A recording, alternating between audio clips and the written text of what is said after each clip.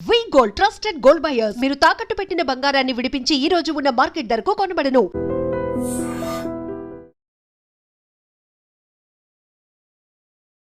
Hi hello నమస్తే, welcome to iDream media. నేను మీ శ్రావ్య. అసలు శాలరీ వచ్చిన వెంటనే ఇన్వెస్ట్మెంట్ చేయాలి లేదా శాలరీ నుంచి సేవ్ చేయాలి అని అనుకుంటారు. ఇన్వెస్ట్మెంట్ చేయగాలి అనుకోగానే ప్రతి ఒక్కరు సిప్లో ఇన్వెస్ట్ చేయండి అని అంటారు.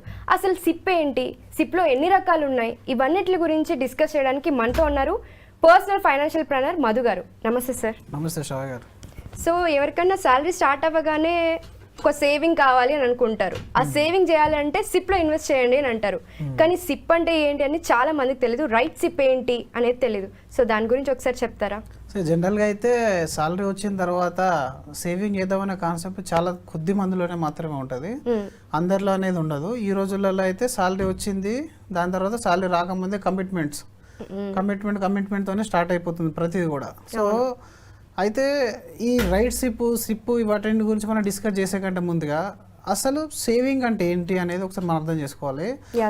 పూర్వకాలం నుంచి మనకు సేవింగ్ అనేది అలవాటు ఉంది.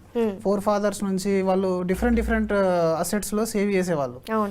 కొంతమంది గోల్డ్ కొని దాచుకుంటే, ఇంకొంతమంది భూమిని కొని, దాన్ని స్థలాలు కొని, ప్రాపర్టీస్ కొని దాచుకునేవాళ్ళు. ఎందుకు జనరల్ ఎందుకు రేపు పొద్దున వాటి యొక్క వాల్యూ అనేది పెరిగితే మన జీవితంలో ఇంకెప్పుడన్నా అవసరం వచ్చినప్పుడు దాన్ని వాడుకోవచ్చు, అమ్మేసి. అయితే ఇప్పుడున్న మార్కెట్లో, ఇప్పుడున్న పరిస్థితుల్లో ఏంటంటే మనం సేమ్ విలేజ్లో లేము, సేమ్ సిటీలో కూడా లేము, ఒక్కొక్కసారి సేమ్ కంట్రీలో కూడా ఉన్నాం. ఎక్స్పెండిచర్ కూడా పెరుగుతుంది. మనం ఒక్క దగ్గర లేనప్పుడు ఏమవుతుందనంటే, ఇప్పుడు మీకు ఒక 10 ఎకరాల ల్యాండ్ ఉంటే మీరు ఆ ల్యాండ్ దగ్గర ఉంటే అది సేఫ్ చూసుకుంటారు, రైట్? మీరు అక్కడ లేనప్పుడు ఏం చేయాలి? మీరు ఇంకా ల్యాండ్లో పెట్టలేం కదా. మనం ఆ ల్యాండ్లో పెడితే మళ్ళీ మీరు ఎక్కడి నుంచో, ఇప్పుడు మీరు యూకేలోనూ యూఎస్లోనూ సెటిల్ అయ్యారు, లేదంటే మీరు బెంగళూరు పూణేలోనూ సెటిల్ అయ్యారు జాబ్ పర్పస్లోనూ, మీ బిజినెస్ పర్పస్లో ఇంకో మనిషిని పెట్టాల్సి వస్తుంది, ఇంకో మనిషిని పెట్టాలి. అయితే పూర్వకాలంలో ఈ సేవింగ్ కల్చర్ ఏదైతే గోల్డెన్ ల్యాండ్ వీటిపైన ఉందో అది మనం చూస్తుండేవాళ్ళం. ఆస్తిని, దాన్ని టాంజిబుల్ అసెట్ అంటారు యాక్చువల్గా చెప్పాలంటే. దాన్ని చూస్తుంటాం కాబట్టి కాన్ఫిడెన్స్ మనకు తెలుస్తూ ఉంటుంది. మార్కెట్లో న్యూస్ వింటూ ఉంటాం, అరే ఇది ఇంత పెరిగింది, అదంతా పెరిగింది అన్న కొద్ది మనకు కొంచెం సంతోషం అనేది ఉంటుంది. అయితే ఒకప్పుడు ఈ సాలరీ కల్చర్ లేదు కాబట్టి పెద్ద ప్రాబ్లం ఉండేది కాదు. ఎందుకంటే మనం ఫాదర్ బిజినెస్ చేసుకుని చూసుకునే వాళ్ళం. ఎంతో కొంత ఆ ఉమ్మడి జాయింట్ ఫ్యామిలీలో మన ఖర్చులు వెళ్ళిపోయేటివి. దాదాపు ఫైనాన్షియల్గా పెద్ద డిఫికల్టీస్ అనేవి ఉండేది కాదు. ఇప్పుడు చాలా వరకు జాయింట్ ఫ్యామిలీస్లో కూడా మీరు చూడండి, ఎక్కువ శాతం వాళ్ళు అంటే ఇలాంటి సిచ్యువేషన్స్లో, అంటే మెడికల్ ఎమర్జెన్సీ కానీ, ఏదైనా ఇంకొక లోన్స్ విషయంలో కానీ ఇబ్బందులు పడే పరిస్థితులు కనబడవు. ఎందుకంటే ఒకరికొకరు సహాయం చేసుకుంటారు. బట్ ఇప్పుడు ఏంటంటే యూనిక్ అయిపోయినాయి, ఫ్యామిలీస్ సపరేట్ అయిపోయినాయి, న్యూక్లియర్ ఫ్యామిలీస్ ఎక్కువ అయిపోయినాయి. మరి ఇలాంటి టైంలో నువ్వు ఒక దగ్గర జాబ్ చేస్తున్నావు, నువ్వు ఆస్తులు కొంటే దాన్ని చూసుకోలేని పరిస్థితి. రెండోది, అప్పుడు ఆస్తులు ఎలా కొనేవారు? 10 ఏళ్లకు వాళ్ళు స్టార్ట్ చేయడం, అంటే వర్క్ చేయడం స్టార్ట్ చేస్తే 25 ఏళ్ళకు కొంచెం తక్కువ ఉండేవి. 15 ఏళ్ళ టైం దొరకదు కొనేవాళ్ళు. ఒక 10 ఏళ్ళకు, 12 ఏళ్ళకు, 15 ఏళ్ళకు చదువు అనేది ఎలా లేదు, చాలా తక్కువ మంది చదువుకునే వాళ్ళు, మిగతా వాళ్ళంతా బిజినెస్ చేసేవాళ్ళు. 15-20 ఏళ్ళ నుంచి వాళ్ళు ఫాదర్ బిజినెస్లో ఇన్వాల్వ్ అయ్యి ఆ క్యాల్కులేషన్స్ నేర్చుకొని, ఖర్చులు అంటే ఏంది, సేవింగ్స్ అంటే ఏంది, ఇవన్నీ నేర్చుకొని ఆ తర్వాత పెట్టుబడి పెట్టేవాళ్ళు. అది తరతరాలకు ఉండేది. అయితే ఇప్పుడు పరిస్థితి మొత్తం డిఫరెంట్ అయిపోయింది. ఇప్పుడు ఇన్కమ్ అనేది మన సస్టైనబిలిటీకే సరిపోవట్లేదు. వచ్చిన ఇన్కమ్ అనేది మీకు సస్టైన్ అవ్వడానికే సరిపోవట్లేదు చాలా మంది కేసెస్లో. వెరీ రేర్ కేసెస్లో కొంచెం మంది డబ్బున్న వాళ్ళు ఉంటారు, వాళ్ళకి సేవింగ్ అవుతుంది తప్ప మిగిలిన ఏ కేసెస్లో కూడా middle and lower middle class మీరు చూసుకున్నట్టయితే డబ్బు సేవ్ చేయడానికి అసలు ఆప్షనే లేదు. ఈఎంఐలకి, క్రెడిట్ కార్డ్ బిల్స్కి సరిపోతుంది. ఎందుకు మనం ఇవన్నీ చేయాల్సి వస్తుంది? ఎందుకు చేయాల్సి వస్తుంది అని అంటే, రెగ్యులర్గా మనం జీవించడానికి ఇవన్నీ అవసరం అయిపోయాయి, మ్యాండేట్ అయిపోయింది. కార్ లేని, బైక్ లేని ఉండలేము, ఫ్లాట్ లేని ఉండలేము. లగ్జరీ కాదు, నెసెసిటీ కూడా. నెసెసిటీ. ఈరోజు మీ దగ్గర ఒక కార్ లేకుండా, మీ దగ్గర ఒక 2 వీలర్ లేకుంటే మీరు ఆఫీస్కి రావడం ఎంత కష్టమో తెలిసింది కదా. మరి అలాంటప్పుడు చిన్న శాలరీ ఉన్న 2 వీలర్ ఎంత బర్డెన్ అవుతుంది, పెద్దవాళ్ళకు మర్సిడీస్ కొన్నంత బర్డెన్ అవుతుంది. సేమ్. కాబట్టి ఈ సేవింగ్ అనే కాన్సెప్ట్ ఎప్పుడు చేయాలంటే, ఫస్ట్ మన జీవిత అవసరాలకు, మన లైఫ్ అనేది ఈజీ గడిచిపోయిన తర్వాత ఫ్యూచర్ కోసం సేవింగ్ చేయాలి, రైట్? అయితే ఇప్పుడు మన దగ్గర జాయింట్ ఫ్యామిలీ లేనప్పుడు ఫస్ట్ మనం మెడికల్లీ ప్రొటెక్టెడ్ ఉండాలి, లైఫ్ ఇన్సూరెన్స్ ప్రొటెక్టెడ్గా తీసుకొని ఉండాలి. ఎందుకంటే ఇవి రెండు సపోర్ట్ ఫ్యామిలీకి. మనం ఉంటే ఏదైనా చేస్తాం, మనం లేనప్పుడు ఇవి 2 బేస్ పిల్లర్ లాగా. దీని తర్వాత నువ్వు సేవింగ్స్ అనే కాన్సెప్ట్కి వెళ్ళాలి. ఈ సేవింగ్స్ అనే కాన్సెప్ట్కి వెళ్ళినప్పుడు మరి ఎంత చేయాలి, ఎక్కడ చేయాలి అనేది కాన్సెప్ట్ మళ్ళీ. అయితే చాలామందికి ఏంటంటే కొత్తగా జాబులు జాయిన్ అయిన వాళ్ళకి చాలా వరకు ఈ ఈక్విటీ అనేది, మ్యూచువల్ ఫండ్ అనేది, స్టాక్ మార్కెట్ అనేది అంత తొందరగా అర్థం కాదు. ఫస్ట్ మనం చేసేది ఏంటి, దగ్గరలో ఉన్న ఏ ఏజెంట్ వచ్చేసి ఏదో ఒక లైఫ్ ఇన్సూరెన్స్ పాలసీ కడతారు. దేనికోసం కట్టామనేది ఒక క్లారిటీ అనేది ఉండదు. సేవింగ్స్ అంటే ఏంటంటే నీకు ఫ్యూచర్లో వచ్చే అవసరాలు ఏవైతే ఉంటాయో వాటన్నిటికీ కొనడానికి కావాల్సిన సామర్థ్యాన్ని ముందే మనం ఏర్పరచుకోవడం, ఆ కెపాసిటీని మనం తెచ్చుకోవాలి. మరి ఆ కెపాసిటీని తెచ్చుకోవాలంటే మనం చేసే ఇన్వెస్ట్మెంట్ మన ఖర్చులకు అనుగుణంగా ఉందా అనేది ముందుగా చూసుకోవాలి. మనం చేసే ఇన్వెస్ట్మెంట్ మన ఖర్చులకు అనుగుణంగా ఉందా లేదా అని చూసుకున్న తర్వాత ఇన్వెస్ట్మెంట్ చేయాలి.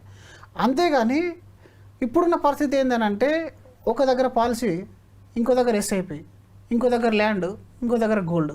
అంటే నీ ఇన్వెస్ట్మెంట్ ఎక్కడ ఉంటుంది, అసలు ఏ రేట్లో పెరుగుతుంది, దేనికోసం వాడతామనే క్లారిటీ అనేది లేదు చాలా మంది. అంటే సేవింగ్స్ చేయాలనే ఆలోచన ఉంటుంది కానీ రైట్ వేలో చేయాలి, రైట్ టైంలో కూడా చేయాలి, రైట్ అమౌంట్ ఇవ్వాలి, దాన్నే రైట్ సిప్ దాని కిందకి వచ్చాను. ఇప్పుడు అన్నిట్లలో ది బెస్ట్ ఆప్షన్ ఏంటి అని అంటే చాలా మందికి ఎస్ఐపి అనేది అర్థమైపోయింది. ఎందుకనంటే కొద్దిగా మార్కెట్ వాలటైలిటీ కూడా కంట్రోల్లో ఉంటుంది, ఎప్పుడంటే అప్పుడు లిక్విడ్ రూపంలోకి వస్తుంది, ఏ అవసరానికైనా మనకు పని చేస్తుంది. ఆల్మోస్ట్ మన దగ్గర గోల్డ్ ఎంత ఈజీగా లిక్విడ్ అవుతుందో ఎస్ఐపి కూడా అంత ఈజీగా లిక్విడ్ అయిపోతుందన్న విషయం తెలిసిపోయింది.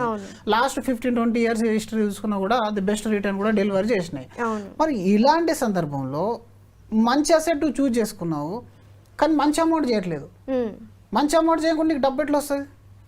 నువ్వేదో 5,000-10,000 చేసేసి ₹1,00,000 సరిలేక నేను ఎస్ఐపి చేస్తున్నా అంటే అవుద్దా? అసలు నీ జీవిత అవసరాలు ఏంటి, నీ లైఫ్ స్టైల్ ఎలా నడుస్తుంది, రేపు మీ పిల్లల పెళ్లిలకు కానీ, వాళ్ళకి ఎడ్యుకేషన్ కానీ, నీ రిటైర్మెంట్ కానీ రైట్ ప్లాన్ ఉండాలి, రైట్ ఇన్వెస్ట్మెంట్ ఉండాలి, రైట్ అమౌంట్ ఆఫ్ ఇన్వెస్ట్ ఉండాలి. నాకు ఎంత తోచింది, నాకు ఇంత సరిపోయింది కాబట్టి, నాకు ఇంత ఈజీగా ఉంటుంది కాబట్టి నేను ఇది స్టార్ట్ చేస్తా, అలా కాదు.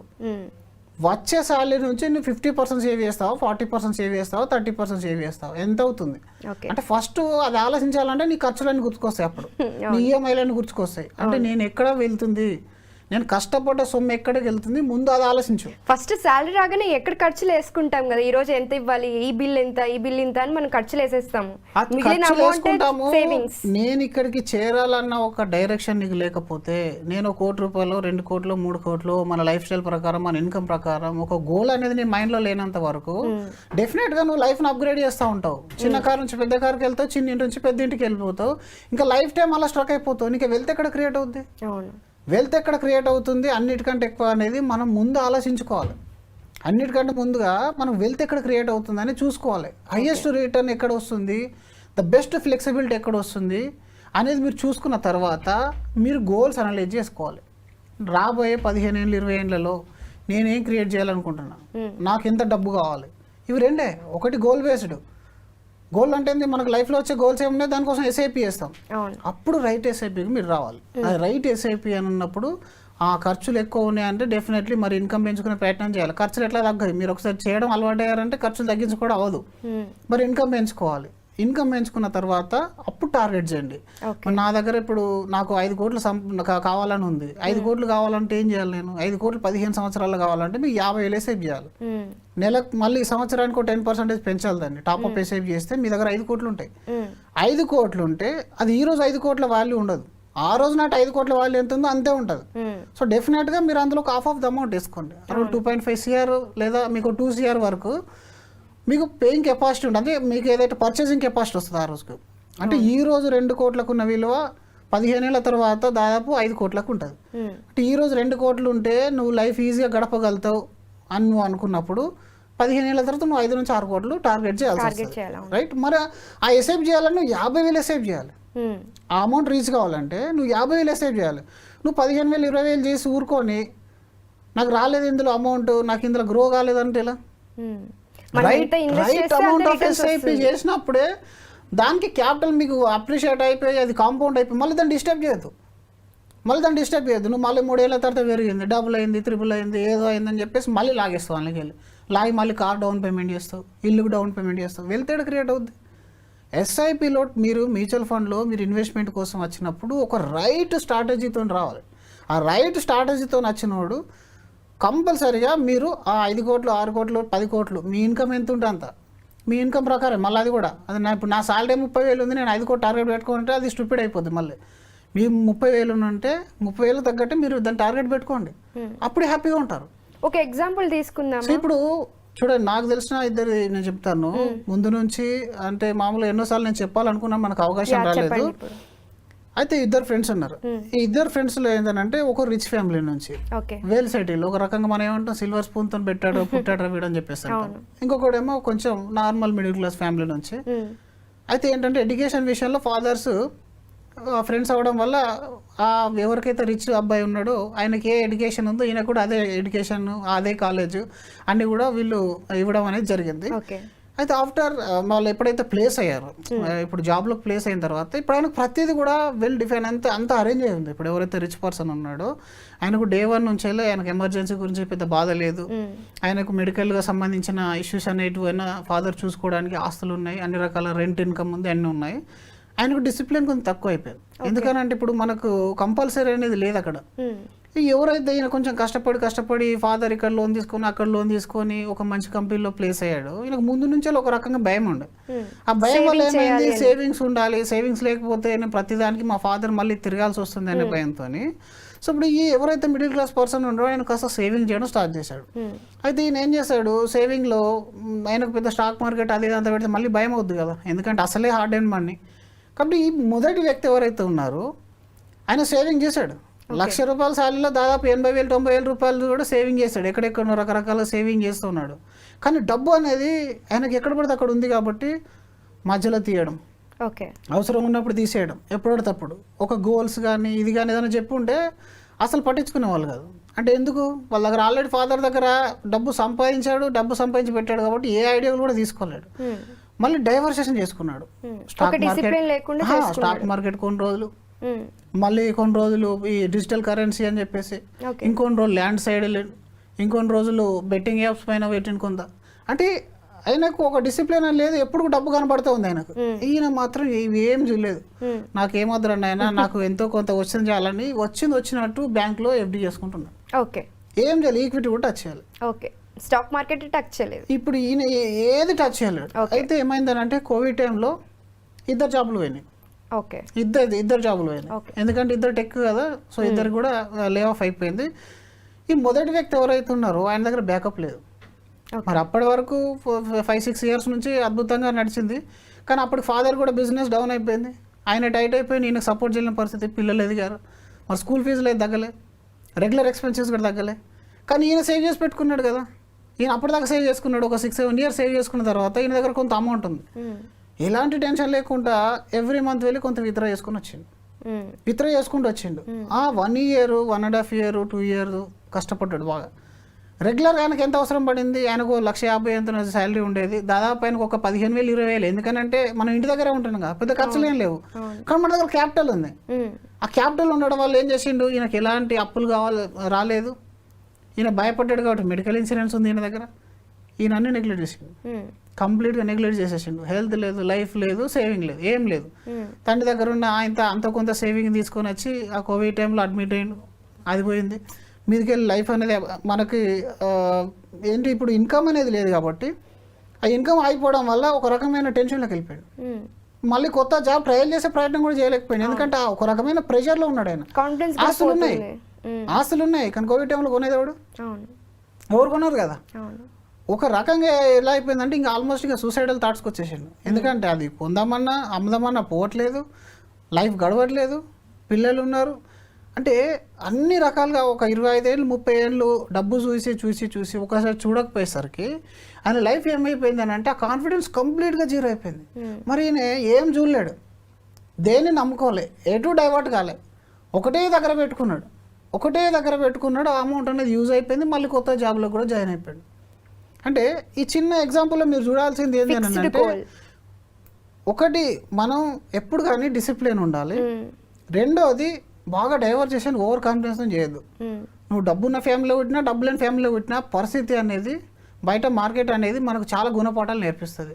కాబట్టి డిసిప్లిన్గా ఒక గోల్ పెట్టేసి ఎంతవరకు స్ట్రెచ్ కావాలో అంతవరకు స్ట్రెచ్ కావాలి, ఎంతవరకు సేవింగ్ చేయాలో అంత మీరు తెలుసుకోవాలి. ఓకే. ఆస్తులు ఉన్నాయి కదా అని చెప్పేసి వచ్చిన జీతాన్ని మొత్తం దుబారా చేస్తానని అంటే ఇలాంటి సిచ్యువేషన్ వచ్చినప్పుడు నువ్వు ఏకాకి అయిపోతావు. ఇంకా ఇది జాబ్ వాళ్ళకి. బిజినెస్ వాళ్ళకైతే ఏ రోజు ఎప్పుడు ఎట్లా వస్తుందో తెలియదు. వాళ్ళకి కోవిడ్ రావాల్సిన అవసరం లేదు, రావాల్సిన అవసరం లేదు. అంటే ఎప్పుడు అప్లో ఉంటుందో ఎప్పుడు డౌన్లో ఉంటుందో బిజినెస్. ఒక్కొక్కసారి 20 ఏళ్ళు అద్భుతంగా బిజినెస్ చేసిన వాళ్ళు కూడా ఒక్క సంవత్సరంలో ఉన్నదంతా లాస్ అయిన వాళ్ళు ఉన్నారు ఒకే సంవత్సరంలో. అంటే ఎంత పెద్ద బర్డెన్ నువ్వు పెట్టుకొని తిరుగుతున్నావు అంటే నువ్వు వచ్చిన డబ్బునంతా మళ్ళీ బిజినెస్ కోసమే వాడి సేవింగ్స్ అనే ఆలోచనే లేకుండా నువ్వు ఉన్నప్పుడు చాలా ఇబ్బంది అయిపోతుంది. ఇట్లాంటి సిచ్యువేషన్ వచ్చినప్పుడు చాలా ఇబ్బంది అయిపోతుంది. ఎప్పుడైనా సరే అది నువ్వు జాబ్ చేయి లేదా బిజినెస్ చేయి, నీకంటూ కొంత సేవింగ్ అనేది ఉండాలి. నీ సేవింగ్స్ అనేది ఈరోజు చేసే సేవింగ్ అనేది పెద్ద ఖర్చు కోసం చేసే పెట్టుబడి ఒక రకంగా. నువ్వు ఇలా రేపు పొద్దున మంచిగా బతకాలని చెప్పేసి నువ్వు ఈ రోజు నుంచి సేవ్ చేస్తున్నావు, దాన్ని దాచి ఎవరికో ఇవ్వట్లేదు. నువ్వు అనుభవించడానికి, నీ పిల్లలు అనుభవించడానికి అది. సో ఈ విధంగా మీరు ఏదైతే దాచిపెట్టాలనుకున్న ఆలోచన ఉందో ద బెస్ట్ ఇన్వెస్ట్మెంట్ టూల్ అనేది ఎస్ఐపి అని మనం చెప్తాం. ఎందుకంటే రిటర్న్ పరంగా కానీ ఫ్లెక్సిబిలిటీ పరంగా కానీ, రిటర్న్ పరంగా ఫ్లెక్సిబిలిటీ పరంగా రెండింటి దగ్గర మనకు ఈ కెపాసిటీ అనేది డెలివరీ చేసే కెపాసిటీ ఎస్ఐపికి అనేది ఉంది. సో ఈ 2 ఎగ్జాంపుల్ నుంచి మీరు తీసుకోవాల్సింది ఏంటంటే, ఒకటి డిసిప్లిన్ ఉండాలి, ఎప్పుడు పడితే అప్పుడు బ్రేక్ చేయకూడదు. అలాగే మనకి రైట్ ఎస్ఐపి అనేది చేయాలి. ఇప్పుడు ఆ రైట్ ఎస్ఐపి చేయని వాళ్ళకి పోవడం వల్ల కూడా చాలా మంది ప్రాబ్లం పడుతుంది. సేవింగ్ అయితే చేసినాను కానీ అది అవసరాలకు సరిపోయింది లేదు. మీరు ఇప్పుడు చెప్పినట్లు చాలా మంచి ఎగ్జాంపుల్ చెప్పారు. అందరికీ అర్థమయ్యే విధంగా సేవింగ్స్ ఎట్లా ఉండాలి, ఇన్వెస్ట్మెంట్ ప్లాన్స్ ఎలాగ ఉండాలి, ఫిక్స్డ్ గోల్ అండ్ డిసిప్లిన్ ఎలా ఉండాలి, ఫైనాన్షియల్ డిసిప్లిన్ ఎలా ఉండాలి, ఇవన్నీ చాలా క్లియర్గా ఎక్స్ప్లెయిన్ చేశారు. బట్ రైట్ సిప్ అనేది ఎలాగ చేసుకోవాలి ఒకసారి చెప్తారా? రైట్ సిప్ అంటే ఏం లేదండి. ఇప్పుడు మనం ఒకటి అందరూ సేవ్ చేసేది మనకు ఫ్యూచర్లో వచ్చే గోల్స్ కోసం చేస్తారు. సరే నాకు ఈ గోల్స్ అంతా ఎప్పుడప్పుడు మారిపోతాయి సార్, నేను ఇప్పుడు 1 year ఉన్న పాప కోసం 15 ఏళ్ళ తర్వాత ఎడ్యుకేషన్ ఎట్లా ప్లాన్ చేస్తాను, అప్పుడు ఇన్ఫ్లేషన్ ఏంటి, అప్పటికి ఉన్న కాలేజెస్ ఏంటి, వాటి అన్నిటికీ డీటెయిల్స్ ఇప్పుడు ఎట్లా తెలుస్తుంది, నేను చేయలేను సార్ అనుకున్నప్పుడు ఒక వెల్త్ టార్గెట్ అయితే పెట్టుకుంటాం కదా మనం. ఇప్పుడు ప్రతి ఒక్కరు వాళ్ళకి తగ్గట్టు ఒక వెల్త్ టార్గెట్ పెట్టుకోండి. వెల్త్ టార్గెట్ ముందుగా నువ్వు చేయాల్సింది ఏంటంటే, నాకు వచ్చే ఇన్కమ్ ఆగిపోతే నేను బతకగలుగుతానా అనేది మొదటి టార్గెట్. 2-3 months కన్నా మనము సేఫ్ జోన్ లో ఉండాలి. ఫస్ట్ 2-3 months అనే కాదు, 2-3 years కూడా ప్లాన్ చేయాలి. ఓకే. ఇంకొకటి అసలు లైఫ్ టైం 1 month ప్లాన్ చేసుకోవడమే కష్టంగా ఉంది సార్. మీరు ప్లాన్ చేస్తే అవుతుంది. వచ్చిన డబ్బును ఎక్కడ పడితే అక్కడ పడేస్తే పోతుంది. డబ్బును ఫస్ట్ క్యాల్కులేషన్ అర్థం చేసుకోండి. రిటర్న్ అంటే ఏంది, ఒక్కొక్క రిటర్న్ మీద వచ్చే కాంపౌండింగ్ అంటే ఏంది, అది 2 అర్థం చేసుకున్నారంటే ప్రతి ఒక్కరు రైట్ ఇన్వెస్ట్మెంట్ అనేది చేయొచ్చు. ఆ రైట్ ఇన్వెస్ట్మెంట్ చేసుకోవడానికి రైట్ అమౌంట్ ఎంత అనేది మాత్రం మీరు డిసైడ్ చేసుకోవాలి. మీరు డిసైడ్ ఎట్లా చేసుకుంటారు? ఇప్పుడు నేను 1 లక్ష రూపాయలు సంపాదిస్తున్నాను, నేను 50,000 చేస్తున్నాను సేవింగ్, 30,000 చేస్తున్నాను, 20,000 చేస్తున్నాను, నేను 50,000 ఎందుకు చేయలేకపోతున్నా అనేది మీరు ఆలోచించుకుంటే ఎందుకు చేయాలో మీకే తెలిసిపోతుంది. ఎందుకు చేయలేకపోతున్నారు అంటే ఫ్యూచర్లో ఎప్పుడో కొనాల్సినవి మీరు ఇప్పుడు కొంటున్నారు కాబట్టి, ప్రాపర్టీలు అక్కడిక్కడ మీరు ఇన్వెస్ట్మెంట్ చేస్తున్నారు కాబట్టి మీ దగ్గర కెపాసిటీ లేదు. అది కానీ మీరు తగ్గించుకుంటే ఇప్పుడు ఇక్కడ వెల్త్ బిల్డ్ అయ్యేది ఎవరి కోసం, ఇక్కడ వచ్చే రిటర్న్ ఎవరి కోసం, ఇది కూడా మన ఫ్యామిలీ కోసమే కదా. మనం సెంటిమెంట్ వదిలేయాలి. ఇప్పటిదాకా జరిగింది ఒకటి, ఇప్పటిదాకా ల్యాండ్లలో పెట్టాం, ప్రాపర్టీస్లో పెట్టాం, గోల్డ్లో పెట్టాం, ఇప్పటిదాకా జరిగింది ఒకటే. ఇంకా రిస్క్ అని చెప్పేసి ఇప్పుడు నువ్వు రిస్క్ తీసుకోకపోవడం పెద్ద రిస్క్. బెటర్ ఎస్ఐపి చేయాలి, రైట్ ఎస్ఐపి చేయాలి, టార్గెట్ బేస్డ్ చేయాలి. టార్గెట్ బేస్డ్ నేను చెప్పినట్టు ఇప్పుడు 5 కోట్లు నేను టార్గెట్ పెట్టుకుంటాను అనుకుంటే 50,000 ఎస్ఐపి చేస్తే 10% టాప్అప్ చేయాలి. నాకు 5 కోట్లు 2.5 CR అంటే 25,000 చేయాలి. మరి 5 కోట్లు చేసిన వాళ్ళు లేరా అన్నట్టు ఎంతోమంది ఉన్నారు. 10 కోట్లు టార్గెట్ చేసిన వాళ్ళు ఇప్పటికీ మ్యూచువల్ ఫండ్లో 8-9 కోట్ల మ్యూచువల్ ఫండ్ పోర్ట్ఫోలియో ఉన్న వాళ్ళు ఉన్నారంటే నమ్మరు ఎవరు. ఇంకా 2,000 ఎస్ఐపి దగ్గర అయిపోయారు అందరు, 3,000 ఎస్ఐపి దగ్గర, ఇంకా దానిలో రకరకాల ప్రయోగాలు మళ్ళీ ఆ ఎస్ఐపిలో ఇక్కడ నుంచి అక్కడికి, అక్కడ నుంచి ఇక్కడికి అట్లా అవ్వదండి. డబ్బు ఎప్పుడైనా సరే మనం దానికి టైం ఇస్తే పెరుగుతుంది. డబ్బుకు మనం టైం ఇవ్వాలి. ఏదైతే నువ్వు ఈరోజు సేవ్ చేస్తున్నావో నీ అవసరాలకు మళ్ళీ నీ అవసరాలకు ఉంచుకోవు, నువ్వు నీ ఖర్చులకు ఉంచేసుకో. నీ ఖర్చులను కూడా పనంగా పెట్టి. రీసెంట్ ఒక కస్టమర్ వచ్చాడు, 1,70,000 సాలరీ ఉంది సార్, నాకు 5 కోట్లు కావాలి సార్ 10 ఏళ్ళలో అంటాడు. నేను అడిగాను సార్ ఏం చేస్తాను మీరు 5 కోట్లు? నా టార్గెట్ సార్ అవ్వదని చెప్పేసిన. ఎందుకు అని అంటే 1,50,000 రూపాయల సాలరీలో 5 కోట్లు ఎట్లా అవుతుంది 10 yearsలో? నువ్వు 1,70,000 రూపాయలు ఎస్ఐపి చేసినా అవ్వదు. 1,70,000 రూపాయలు ఎస్ఐపి 1,80,000 రూపాయలు ఎస్ఐపి చేయాల్సి వస్తుంది. అంటే ఉంటే అత్యాశ మొత్తం మనోళ్ళకి, లేకుంటే మొత్తానికి లేదు. అయితే 2,000 చేసే వాళ్ళు ఉంటారు, లేకపోతే ఉన్న సాలరీ మొత్తం పెడతాండి. ఇవి 2 కూడా కరెక్ట్ పద్ధతి కాదు. మీ రెగ్యులర్ ఖర్చులు ఎంతనో ఆ ఖర్చులు పెట్టేసుకోండి. ఎక్స్ట్రాగా మీరు ఇన్వెస్ట్మెంట్ పర్పస్లో ఆలోచించేది ఫస్ట్ ఎస్ఐపి రూపంలో చేయండి. దాని తర్వాత మిగిలిన అన్ని కొనచ్చు, ఫ్యూచర్లో ప్రతి ఒక్కటి కొనచ్చు. 1 కోటి 2 కోటి రూపాయలు మొదటి టార్గెట్ పెట్టండి. పెద్ద సాలరీ ఉన్న వాళ్ళు మొదటి 1 కోటి రూపాయలు ఎలా, 2వ కోటి ఎప్పుడవుతుంది, ఇట్లా ముందే టార్గెట్ పెట్టుకున్న తర్వాత అది ఆటోమేటిక్గా ఎవ్రీ 5 ఇయర్స్కి ఎవ్రీ 10 ఇయర్స్కి అది కాంపౌండ్ అయ్యి పెద్ద వెల్త్ బిల్డ్ అవుతుంది. అది ఏ అవసరానికి కానీ మీకు యూజ్ అవుతుంది. సో అట్లా రైట్ ఎస్ఐపి అనేది చేయడం అనేది చాలా చాలా ఇంపార్టెంట్. మళ్ళీ దాన్ని పెరిగింది తగ్గిందని కాదు. ఇప్పుడు నేను చెప్పిన ఎస్ఐపి 15% రిటర్న్తో చెప్పాను. ఒకవేళ అది 12% రిటర్న్ ఇస్తే ఎంత అవుతుంది తెలుసా? 3 కోట్లు అవుతుంది. మరి 12% ఎట్లా? 12 to 15 మధ్యలో 3% ఉంది. ఈ 3% అనేది మీరు ఎక్స్పర్ట్తో ఉంటుంది. మరి ఎక్స్పర్ట్ లేకుండా పోతే ఇప్పుడు మినిమం మీరు బెంచ్ మార్క్ కూడా రిటర్న్ మీరు రీచ్ కాలేరు. ఎందుకంటే మన దగ్గర కంట్రోల్ అనేది ఉండదు. ఎప్పుడు ఏది పెరుగుతుందో దాని సైడ్ వెళ్ళిపోతావు. ఇక్కడక్కడ జంపింగ్ చేస్తే 50,000 ఇన్వెస్ట్మెంట్ కాస్త మినిమం 9% రిటర్న్ ఇవ్వక మళ్ళీ ఎగ్జిట్ అయిపోతావు. కాబట్టి మీరు ఎవరికైతే కెపాసిటీ ఉందో వాళ్ళ చేతిలో పెట్టండి డబ్బు. మీరు డబ్బు సంపాదన మీద ఫోకస్ చేయండి. డబ్బు ఎక్కడ పెట్టాలి, ఎక్కడ ఇన్వెస్ట్మెంట్ చేయాలనేది ఒక ఎక్స్పర్ట్కి ఇచ్చేయాలి. వాళ్ళు చూసుకుంటారు. మనం దీన్నే సంపాదనలాగా భావిస్తున్నాం. మ్యూచువల్ ఫండ్ని సంపాదనలాగా భావించద్దు. సంపద పెంచుకోవడానికి ఇది ఒక టూల్. ఓకే, సంపాదించడం మళ్ళీ మీ పని. మీరు సంపాదన మీద ఫోకస్ చేయాలి. ఎక్కడ ఇన్వెస్ట్మెంట్ చేయాలని వీళ్ళు చూసుకుంటారు. రైట్ పాయింట్ చెప్పారు సార్. అంటే మ్యూచువల్ ఫండ్స్ మీదే ఇన్కమ్ రావాలని చూస్తున్నారు, కానీ వచ్చిన ఇన్కమ్ ని అక్కడ సేవ్ చేస్తున్నట్లు, ఇన్వెస్ట్ చేసి సేవ్ చేస్తున్నట్లుగా అర్థం చేసుకోవాలి. మనం ఇక్కడ డబ్బు సంపాదించడానికి కాదు, డబ్బును పెంచుకోవడానికి. ఇది చాలా మందికి అర్థం కాక మొత్తం అన్ని పనులు వదిలేసుకొని దీని మీద కూర్చుంటున్నావు. నువ్వు రోజు 3 గంటల టైం వేస్ట్ చేస్తున్నావు కదా. నువ్వు జాబ్లో ఫోకస్ చేయొచ్చు, నీ బిజినెస్లో ఫోకస్ చేయొచ్చు, నీ ఫ్యామిలీతో టైం ఇవ్వచ్చు. నీకు ఎందుకు దీని గురించి కదా? సో అట్లా ఎవరి పని వాళ్ళు చేసుకున్నారు అనుకోండి, ప్రశాంతంగా ఉండొచ్చు. ప్లస్ మీరు ఇంతకంటే ఎక్కువ ఆపర్చునిటీ బయట ఓపెన్ చేసుకొని ఇన్కమ్ సంపాదించుకొని ఈ మ్యూచువల్ ఫండ్లో మీరు పెట్టుకొని గ్రో అవ్వచ్చు. అంతేగాని ఇప్పుడు దీని మీద పెడితే మీకేమవుతుంది? ఓకే, ఈ ఫండ్ ఈ రిటర్న్, ఆ ఫండ్ రిటర్న్ ఇవ్వాలి, ఈ ఈక్విటీ ఇవ్వాలి, ఆ ఈక్విటీ ఇవ్వాలి, నేను చైనా ఈక్విటీలో పెడితే, యూఎస్ ఈక్విటీలో పెడితే, ఇవన్నీ శుద్ధ దండగా. ఏ నాలెడ్జ్ లేని వాళ్ళు ఎక్కువ డబ్బులు సంపాదిస్తారు మ్యూచువల్ ఫండ్లో. ఏ నాలెడ్జ్ లేని వాళ్ళు, ఎందుకంటే వాళ్ళు వదిలేస్తారు డబ్బుని. మీరు ఒక రైట్ పాయింట్, ఒక మంచి గురువుని చూసుకోండి ఫస్ట్ జీవితంలో. ఇన్వెస్ట్మెంట్ గురువుని చూసుకుంటే ఆ గురువు మొత్తం మీకు సెట్ చేసి పెడతాడు. మీరు డబ్బు సంపాదన మీద ఫోకస్ చేయండి, ఫ్యామిలీ మీద ఫోకస్ చేయండి, ఖర్చుల మీద ఫోకస్ చేయండి. ఖర్చులకు ప్లాన్ చేసుకోండి, ఎట్లా ఖర్చు చేయాలని. ఎవరి దగ్గర ఉంది? ఒక మంచి ఇంటర్నేషనల్ టూర్ పోవాలని ఆలోచన ఉంటుంది, కానీ దానికోసం ఒక ప్లానింగ్ ఉందా మీ దగ్గర? ఒక మంచి స్కూల్లో చదివించాలని, మా పిల్లలు చేయాలని వాళ్ళని చేర్పించాలని ప్రతి ఒక్కరికి ఉంది.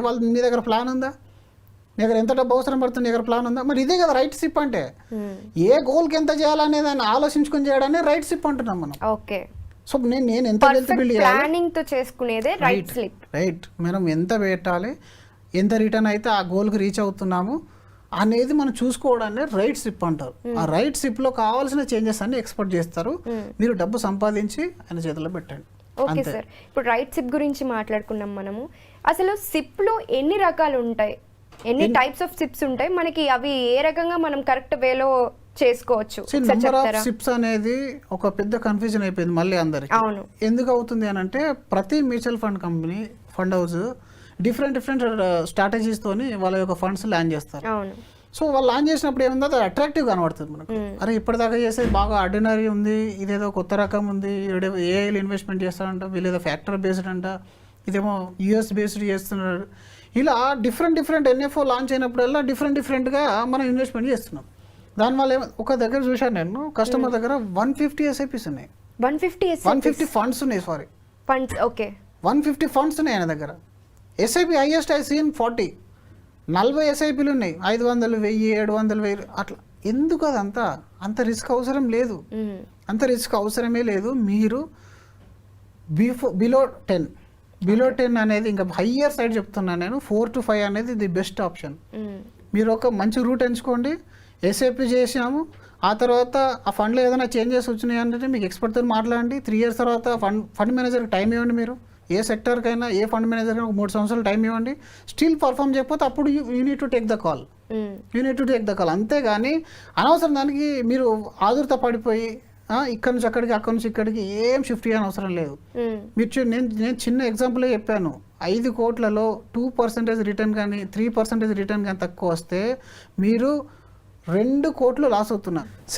అయితే ఈ 12కి 15కి మధ్యలో ఉన్న 3% లాస్ అయితే దాదాపు 1.5-2 కోట్ల రూపాయలు అనేది తగ్గుతుంది 15 సంవత్సరాల్లో మీకు. అది మీరు ఆలోచించుకోవాలి, నేను ఎంత ఆల్ఫా జనరేట్ చేయగలుగుతాను బెంచ్ మార్క్తో పోలిస్తే, నా ఓవరాల్ పోర్ట్ఫోలియో రిటర్న్ ఎంత వస్తుంది, అది మనం ఆలోచించుకోవాలి తప్ప కానీ ఈ 50 పైసా 1 రూపీ సేవ్ అవుతుంది అని చెప్పేసి షార్ట్ కట్లు ఎప్పుడు వెతకద్దు. నేను చెప్పేది ఒకటి, ఎవరు కూడా వెళ్తే బిలియలేరు డైరెక్ట్లో, ఎందుకంటే ఎవరి బిహేవియర్ కూడా వాళ్ళ చేతిలో కంట్రోల్లో ఉండదు. అందుకని మీకు ఫైనాన్షియల్ అడ్వైజర్ కానీ ఫైనాన్షియల్ డాక్టర్ అని చెప్తాను నేను. ఆ డాక్టర్ దగ్గర మీరు ఎప్పుడు ఫ్యామిలీ డాక్టర్ ఎలాగో ఫైనాన్షియల్ డాక్టర్ అలాగే ఉండాలి. అలా చేయడం వల్ల మీరు అనుకున్న లక్ష్యాలను ఈజీగా చేరగలుగుతారు.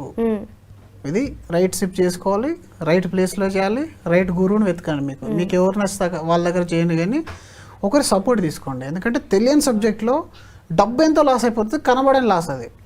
1 ఇయర్లో 30% మీరు సంపాదిస్తారు, అబ్బా సూపర్ అనుకుంటారు. 10 ఇయర్స్లో మీకు యావరేజ్ 9% వస్తుంది. 10 ఇయర్స్లో మనకు లాంగ్ టర్మ్ కదా మన గోల్. ఎందుకంటే మీరు పెట్టిన 5 లక్షలు 10 లక్షలు అవ్వడం వల్ల మీ లైఫ్లో పెద్ద చేంజ్ రాదు. మీరు పెట్టిన 1 కోటి రూపాయలు ఒకవేళ 5 కోట్లు అయితే చేంజ్ వస్తుంది.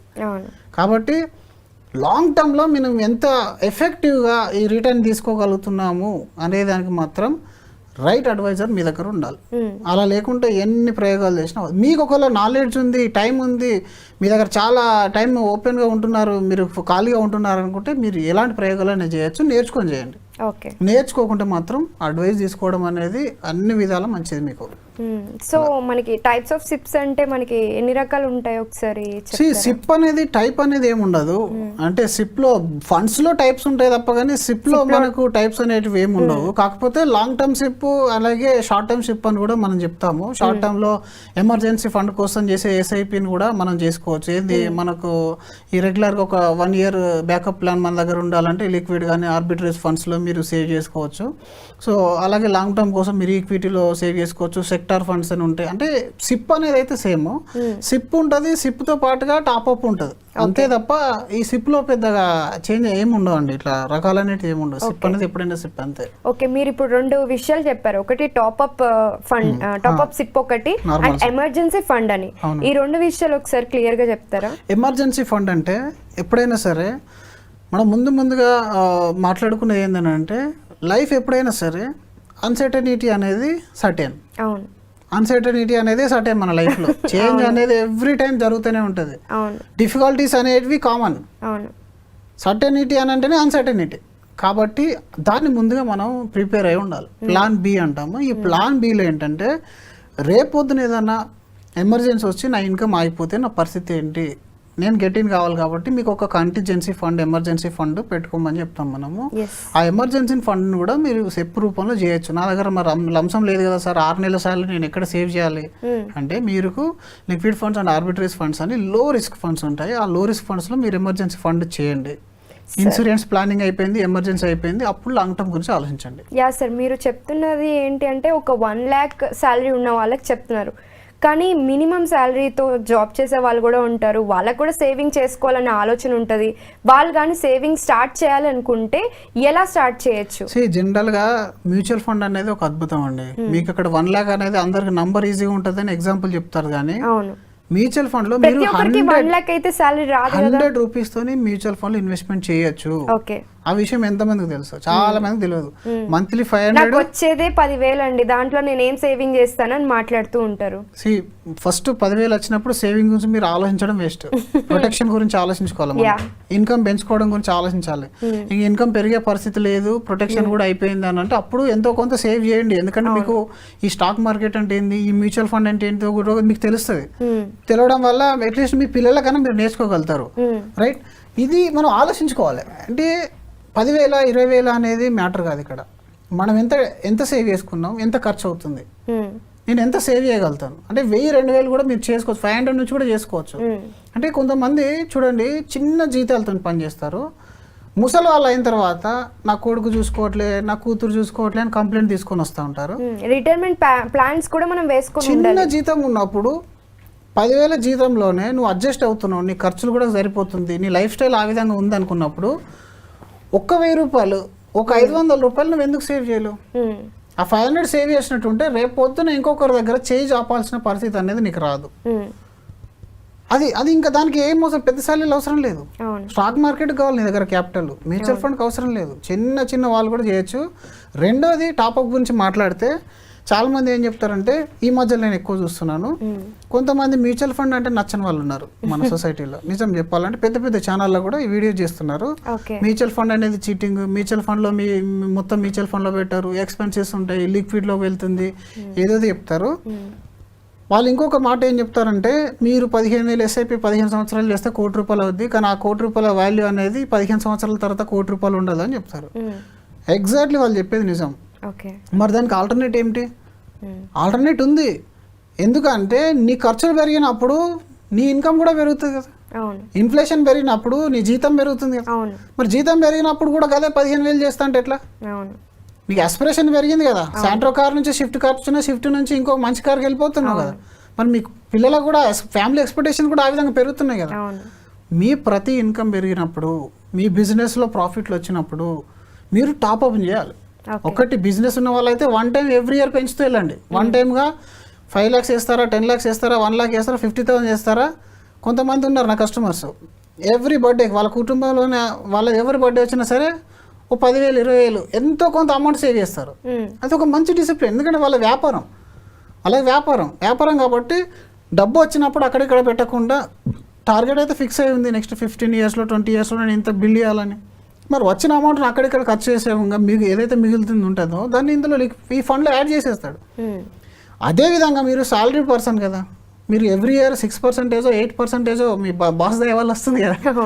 వచ్చిన దాన్ని అట్లీస్ట్ ఒక 30% 50% మధ్యలో మీరు ఎస్ఐపిని రూట్ చేయండి. దాన్ని సింపుల్గా 10% అయితే పెంచమని చెప్తాం. నువ్వు ఈరోజు 15,000 చేస్తే నెక్స్ట్ ఇయర్ ఒక 1,500 పెంచు దాన్ని, ఆ తర్వాత ఇయర్ మళ్ళీ ఒక 1,500, 10% టాప్అప్ ఎస్ఐపి చేయడం వల్ల ఏమవుతుంది, నార్మల్ ఎస్ఐపి చేస్తే ₹1 కోటి వస్తాయి, ఇట్లా టాప్అప్లో వెళ్ళడం వల్ల మీరు 1.5 నుంచి 2 CR వెళ్తారు. సో అప్పుడు మరి మనీ వాల్యూ తగ్గినా కూడా మీరు ఎక్కువ సేవ్ చేస్తారు కదా. ఎక్కువ సేవ్ చేసినప్పుడు లైఫ్ స్టైల్కి అనుగుణమైన అమౌంట్ అనేది మీ చేతిలో ఉంటుంది. మరి దాన్ని పట్టించుకోకుండా 10,000 ఎస్ఐపి వేసి ఇంటూ 30 years కొట్టేస్తే అప్పుడు ఎప్పటికో 3 కోట్లు వస్తుంది. ఆ 3 కోట్లు అప్పటికి 6 లక్షలు అవుతుంది. ఇదంతా స్టూపిడ్ క్యాల్కులేషన్. నువ్వు అసలు ఏం క్యాల్కులేషన్లు ఉన్నావు, నీకు ఏం తెలుసు అలా? 15 ఏళ్ళ దాకా నీ ఇన్కమ్ అదే ఉంటుందా? 15 ఏళ్ళ దాకా నువ్వు అలాగే ఉంటావా? అంటే అట్లాంటి పిచ్చి పిచ్చి ఆలోచనలు పెట్టుకోవద్దండి. ప్రతి దానికి ఆల్టర్నేట్ ఉంటుంది. వీళ్ళు ఎవరు ఫూల్స్ కాదు అసలు. ఇది కార్పొరేట్ సిస్టమ్ అంతా కూడా ఏం ఫూల్ కాదు. ప్రతిది కూడా ఒక క్యాల్కులేషన్తో నడుస్తుంది. ఎవడన్నా ఒక వీడియో చేయగానే దాన్ని బట్టి స్టేటస్లో పెట్టుకొని మ్యూచువల్ ఫండ్ అనేది ఫేక్, మ్యూచువల్ ఫండ్ అంటే అది పెట్టుకోవద్దు. ఎందుకంటే మిడిల్ క్లాస్ వాళ్ళు ట్రాప్ అయ్యేదే ఇక్కడ. Middle class, lower middle class trap అయ్యేదే ఇక్కడ. వాళ్ళకి సెంటిమెంటే ముఖ్యం, క్యాల్కులేషన్ ముఖ్యం కాదు. సో మీరు తెలుసుకోండి దాన్ని. అందుకే అంటున్నాను, ఒక ఎక్స్పర్ట్ దగ్గరికి రండి. మీరు ఎక్స్పర్ట్ దగ్గరకు వస్తే ఉన్నది లేదు మొత్తం మీకు ఎక్స్ప్లెయిన్ చేసి మీ ముందర పెడతాడు. ఇలా దాచడానికి ఏముంది? 25 ఏళ్ళ హిస్టరీ చూసినావు, కానీ 25 ఏళ్ళలో నువ్వు ఎంత, ఒక ఫండ్ ఇంత రిటర్న్ ఇచ్చింది, ఒక ఫండ్ ఇంత రిటర్న్ ఇచ్చింది కాబట్టి నెక్స్ట్ 20 ఏళ్ళలో ఇంత రిటర్న్ ఇస్తుందని చెప్పినావు. కానీ ఎంత పెట్టావు మధ్యలో ఎన్నిసార్లు నీ దగ్గర డబ్బు వస్తుంది, ఎన్ని ఆపర్చునిటీ నీ దగ్గరకు వస్తున్నాయి, నీ సాలరీలు ఎంత పెరిగింది, దాన్ని ఎంత యాడ్ చేసావు, అది ఎట్లా క్యాలిక్యులేట్ చేస్తావు? సో అది నీకు 3 నుంచి 4 సంవత్సరాలు మ్యూచువల్ ఫండ్ ఇన్వెస్ట్మెంట్ చేసిన తర్వాతనే నీకు ఆ నాలెడ్జ్ వస్తుంది. 3 సంవత్సరాలు కనుక మ్యూచువల్ ఫండ్లో డిసిప్లిన్గా ఉన్న వాళ్ళు 20-25 ఏళ్ళు ఉంటారు. అసలు ఇంకా లైఫ్ టైం ఇప్పుడు గోల్డ్ కొనడం ఆపుతారా? 100 ఏళ్ళైన వాళ్ళు కూడా కొంటారని చెప్తారు. ల్యాండ్ కొనడం ఆపుతారా? అలాగే మ్యూచువల్ ఫండ్లో మీకు కాన్ఫిడెన్స్ ఎప్పుడు వస్తుంది అంటే మీరు అందులో ఉంటే వస్తుంది, బయట నుంచి చూస్తే రాదు. అక్కడిక్కడ ఒక ఫండ్ తీసుకొని ఈ ఫండ్ తీసుకొని రాదు. ప్రాపర్గా ప్లాన్ చేయండి, రైట్ ఎస్ఐపి ప్లాన్ చేసుకోండి, దాన్ని టాప్అప్ చేస్తే వెళ్ళండి. మీ జీవితానికి అవసరాలకు తగ్గట్టుగా, మీ ఇన్కమ్కి తగ్గట్టుగా దాన్ని పెంచుతూ వెళ్ళండి. డిఫరెంట్ నేర్చుకోండి కొంచెం. అసలు మ్యూచువల్ ఫండ్ అంటే ఎట్లా గ్రో అవుతుందని నేర్చుకున్న తర్వాత మీకు ఆ కాన్ఫిడెన్స్ వస్తుంది. లిక్విడ్ అసెట్ అనేది powerful and white money is powerful అనేది మీకు ఫ్యూచర్ అర్థమవుతుంది. ఇప్పుడు అర్థం కాదు, కానీ మీరు ఈ ఈక్విటీ యొక్క బ్యూటీ అనేది మీరు మిస్ కావద్దు. త్రూ మ్యూచువల్ ఫండే, మళ్ళీ ఈ ట్రేడింగ్లు పెట్టుకోవద్దు. ట్రేడింగ్లతో పని అవ్వదు. ఫుల్ టైమర్ అయితేనే ట్రేడింగ్ చేయండి. ఈక్విటీ అంటేనే ఈ స్టాక్స్ కొనడం అమ్మడాన్ని ఈక్విటీ అంటాం మనం. కాకపోతే దాన్ని మ్యూచువల్ ఫండ్ ద్వారా పెట్టండి మీరు. మ్యూచువల్ ఫండ్ ఏంటంటే మీ ఇన్వాల్వ్మెంట్ అవసరం పడదు. మీ టెక్నికల్ అనాలిసిస్, ఫండమెంటల్ అనాలిసిస్ మీకు అవసరం లేదు. మనశ్శాంతిగా ఉంటారు, ఫ్యామిలీతో టైం స్పెండ్ చేస్తారు. ట్రేడింగ్ ఎప్పుడు అంటే మీరు ఫుల్ టైం అయితే ట్రేడ్ చేసుకోండి. అందులో కూడా 20 ఏళ్ళ యావరేజ్ చూసుకోండి. ఏ ట్రేడర్ దగ్గర కూడా mutual fund average IRR cross చేసిన దాఖలాలు అయితే నేను చూడలేదు. ఎందుకంటే అది అవ్వని పని. ఎప్పటికైనా అవ్వదు. జాబ్ చేసేవాళ్ళు, బిజినెస్ చేసేవాళ్ళు మీ రంగాల మీద ఫోకస్ చేసుకోండి, డబ్బు సంపాదించడం మీద ఫోకస్ చేయండి, మిగిలింది ఒక ఎక్స్పర్ట్ మ్యూచువల్ ఫండ్ కంపెనీలో పెట్టండి. అలా ప్లాన్ చేసుకుంటే అద్భుతంగా ఉంటుందండి. Thank you so much sir. అంటే సిప్ అంటే ఏంటి, ఇన్వెస్ట్మెంట్ అంటే ఏంటి, సేవింగ్స్ అంటే ఏంటి, అన్ని క్లియర్గా చాలా బాగా ఎక్స్ప్లెయిన్ చేశారు. Thank you so much sir. Thank you అండి.